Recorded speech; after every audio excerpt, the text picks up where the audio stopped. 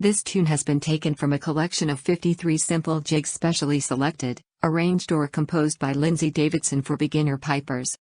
This book of simple jigs for beginner pipers is intended to be, as they say, exactly what it says on the box. Put simply, these are tunes which can be used by people who have recently started to learn to play bagpipes. They can be used as exercises, or as simple little tunes. For those at the start of their piping adventure, these tunes can provide repertoire that is easy to learn and can bring satisfaction and confidence. The easiness of these tunes is based upon using a small number of repeating patterns in each, a limited range and low density of grace notes and embellishments, simple musical language and avoiding tricky crossing sounds and rhythmical patterns. If there is a musical compromise, it is for these specific reasons.